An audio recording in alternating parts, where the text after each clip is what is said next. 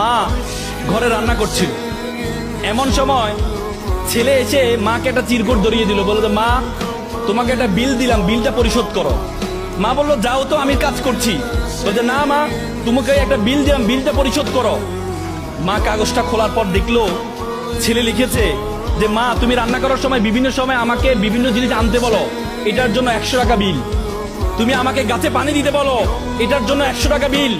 তুমি মাঝে মধ্যে দোকানে পাঠাও, এটার জন্য 100 টাকা বিল।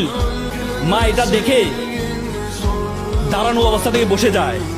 বসে যাওয়ার পর বাবা তুমি লিখেছো? বলছে মা হ্যাঁ আমি লিখেছি। বাবা তুমি লিখেছো? বলছে মা হ্যাঁ আমি লিখেছি। বললো যে এক কাজ কর, তোমার জন্য আমি একটু নুডলস রান্না করেছি, নুডলসটা তুমি খাও আর তোমার বিলটা আমি নিয়ে আসতেছি, তুমি একটু ওয়েট করো।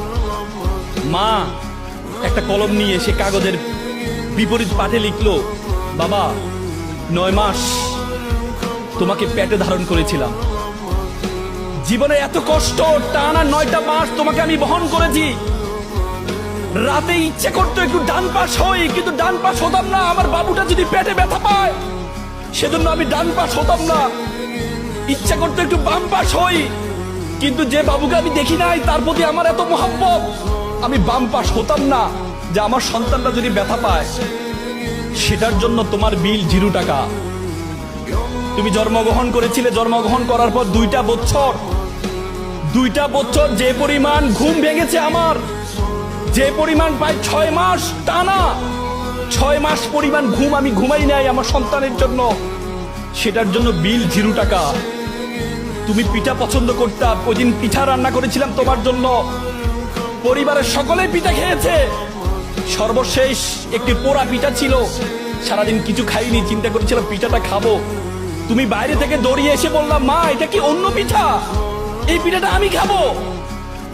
আমি তোমার দিকে একটু তাকিয়ে আমার সন্তানের হাসি দেখে নিজের পেটের মধ্যে যে খিদা আছে সেই খিদার দিকে আমি তাকাইনি, সেই খিদার দিকে আমি তাকাইনি, আমি তোমাকে সেই পিঠাটা দিয়ে দিয়েছিলাম।